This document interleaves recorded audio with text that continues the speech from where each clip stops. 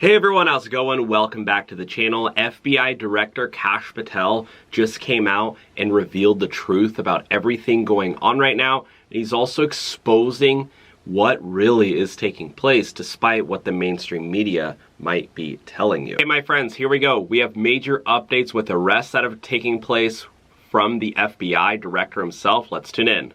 In moments, my exclusive interview with FBI Director Kash Patel.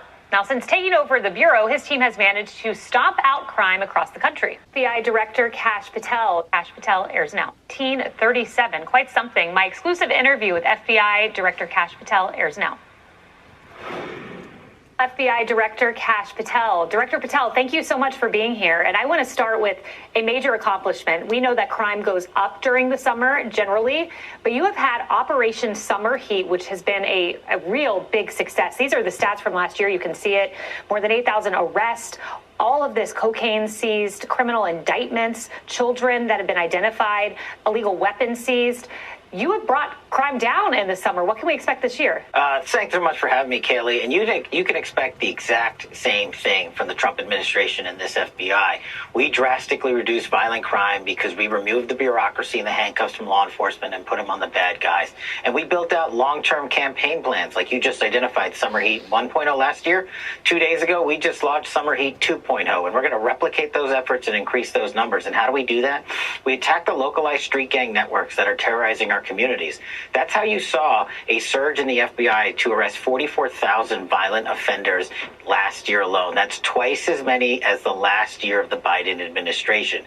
That means there's too many criminals in our street, but thanks to President Trump and this relentless law enforcement administration with Attorney General Todd Blanche, we're arresting and convicting them in record numbers. And that's what you're going to see in every single community. As of 2 days ago, we launched another campaign plan strategically based on information and assets in the field to safeguard our children and our communities. Yeah, and as we noticed and as we referenced in our introduction, the lowest homicide rate since the 1930s. A lot of people didn't think that was possible. I also want to ask you about this. Children that you have rescued at the FBI. Let's pull this up. 2,900 alleged abusers arrested. This is up by 70%. And identified or located 7,000 children, up by 144%. How did you do this? Wow, look at all of those arrests that have taken place. These are bad people, child predators. The fact that they were just out roaming around is pretty wild to even think about and scary. Well, Kaylee, as you know so well, and as you advocate so much for our youth, they're our most precious treasure. And we made it a priority to go after the villains and the terrorists and gangbangers that are targeting our kids. And what we did was we utilized intelligence-driven operations.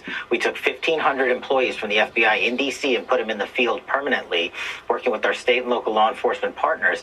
And we went after the worst of the worst. And those stats, while those stats are meaningful, and those stats are truly historic, just think about the 7,200 kids that we found that got to go home. Just think about the 3,400, actually, when you take the numbers for this year. We're at 3,400 child predators and traffickers arrested. That's up 99% from the best year Biden ever had. That means kids are being protected at levels that are simply unheard of. And that means this FBI, here's another thing. We didn't just do the physical work on the streets. We went to the cyber community and we dismantled 3 million pedophile accounts off the Tor network where these predators prey on our children and think they can hide from this FBI. They can't. We are going to the ends of the earth and the cyber realm to make sure our most precious commodity, kids, are safeguarded. And the numbers speak for themselves because the FBI are putting kids first. Yeah, I call them our diamonds. That's what they are. And I want to ask you about this. There was a hostage situation, actually 2 this week, and they were on opposite sides of the country. One was in Bakersfield, California.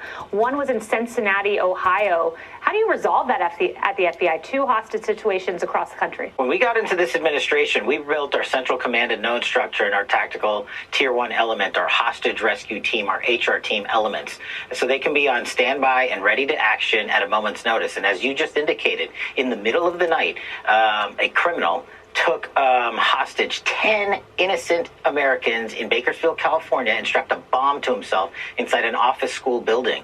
In the middle of the night, we launched a fixed-wing asset with a full Tier 1 element of tactical operators.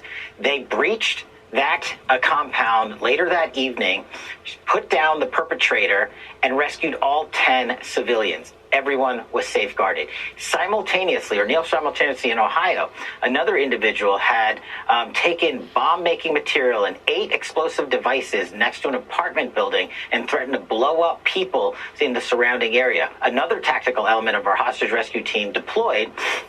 Because of the resources that this administration has given us, we're able to tactically and soundly go into these compounds and breach that apartment as well, apprehend that individual, make sure no devices went off, and safeguarded the immediate apartment complex, which could have caused death and harm to tens, if not dozens of people. And that is just an incredible testament to the entirety of the critical incident response group we have at the FBI, from our pilots to our tacticians to our tactical operators and our evidence technicians and our field agents on the ground. They came together in dozens overnight, in the middle of the night, to execute simultaneous operations. That's what America can expect. If you wish to do harm to our citizens by igniting explosive devices or taking people hostage, we're going to come in that door and we're going to put you down.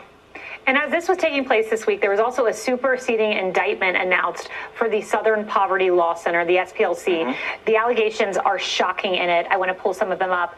These F-31 and F-32, these are informants, as the SPLC calls them. In other words, people working at hate groups. What they found was the SPLC reimbursed for wood and fuel used in cross-burning events. They also secretly paid an individual who was taking donor money and who was convicted of cross-burning. And on top of that, the SPLC had an informant who was taking in over $1.2 million in donors' money, who was dating an employee at SPLC while raising funds for the hate group. This is astonishing. You guys found this, but this has been going on for years. Mm-hmm. We did something that other administrations refused to do. We followed the money. And Kaylee, you know why we follow the money? Because money doesn't lie. And we don't reverse engineer these investigations and prosecutions. We follow the money. We followed it through the SPLC. And just think of the irony here. And Kaylee, you know this better than anyone else. The mainstream media exploded on us when we dared to go after, quote unquote, the SPLC and the saviors of civil liberties. Well, look at what the money says, not what I say. Look at what the grand jury said. The money from this organization was directly funding the hate groups they were supposedly going after. Like you said, paying for wood, for cross burnings, paying for roads, paying for informants. They intentionally set them into motion to then ignite these hate groups that they were supposedly defending America from, creating a huge fraud and embezzlement campaign. And these indictments and these investigations, which we are speaking through publicly, are very much in the beginning stages. We are going to continue this investigation and know everyone that was involved in this offensive conduct, criminal conduct, is going to be brought to justice, because we're going to follow the money, and the money never lies. And that's what pisses off the mainstream media the most. It's because we caught them at their epicenter of fraud and deceit when they told the American public they were supposedly standing up for minorities. And we will continue following that too here at Saturday in America. Final topic for you. This also happened this week. It's been clearly quite a busy week at the FBI, but you were at a fraud press conference, whole of government approach. You saw Kelly Loeffler there, you saw the DOJ there, and you were talking about scam centers engaging in fraudulent activity. My ears went up. $8 billion. And these scam centers are in Laos, Cambodia, CCP, the Middle East. What is going on? Taxpayer money overseas? Yeah, let me unpack this for you. So while there's epic levels of fraud going on, an epidemic that President Trump and J.D. Vance is leading the charge on the anti-fraud task force here domestically in the United States with agencies like the FBI and state and local partners, last summer we took the initiative to go overseas and attack the compounds and literally scuttle the centers and cities they were building overseas in the Middle East and elsewhere in Southeast Asia. We've freed thousands of trafficked workers, Kaylee. We've arrested and charge hundreds of individuals for... How is that even going on in America? Like, that's what makes me mad. It's like, no one's even talking about the fact that that's been taking place here. Like, I understand that that stuff goes on in third world countries, but it's going on in America. Trafficked workers here in the U.S., that's crazy. $8 billion, as you said, just overseas. Those individuals were targeting our senior citizens. Now, when you come back to the U.S. and you look at what this FBI has done, last summer we had the $250 million takedown of the Feeding Our Futures campaign in Minnesota, which was supposed to be money for feeding our children.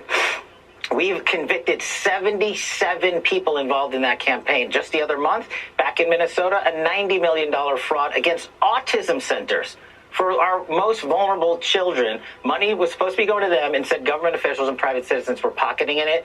And yesterday, what you saw in Ohio was the culmination of President Trump's mission and J.D. Vance's leadership against fraud. We took down a $50 billion Medicaid fraud network, standing next to the Attorney General, Dr. Oz, Andrew Ferguson, the interagency, Kelly Loeffler, and the FBI and state police, and we made sure that money is never going to be utilized for fraudulent purposes ever again.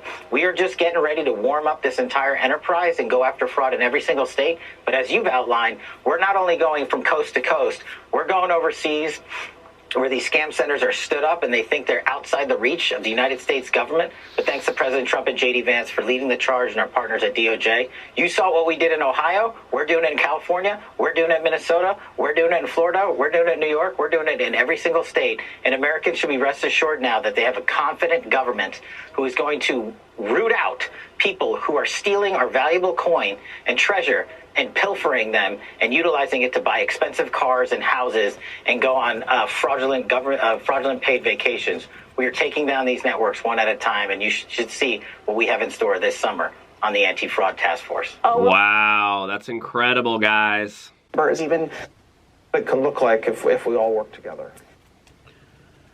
All right, so here's actually Kash Patel with Todd Blanche in this new interview that just dropped, so let's listen in, guys. This is breaking news. So, Mr. Director, there is a new FBI most wanted list, the most wanted fraudsters. I think when people hear about these huge numbers, even one of the posters today has someone who allegedly stole at least losses of $1 billion from one person, stealing from American taxpayers, from American labor that pays into the system, and it's taken away from them. Who are these people, and is there a corruption problem in these local governments? So look, you have to make it a priority to go after fraudsters, and that's what President Trump did. Then you have to have a vision, which is what Vice President J.D. Vance had when he said, hey, why don't we have the top 10 most wanted fraudsters in the world? And you said, you're absolutely right, we should.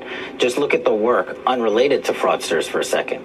The FBI's top 10 most wanted in the entire world under the Trump administration in 14 months, we've captured and arrested and charged 8 terrorists, gangbangers, rapists, and other violent criminals. 8 in 14 months. That's twice as many of the entirety of the Biden administration. The same process we use to capture those individuals are going to play out with the top 10 most wanted fraudsters. We're going to take tips from the public. That's why we put it out there.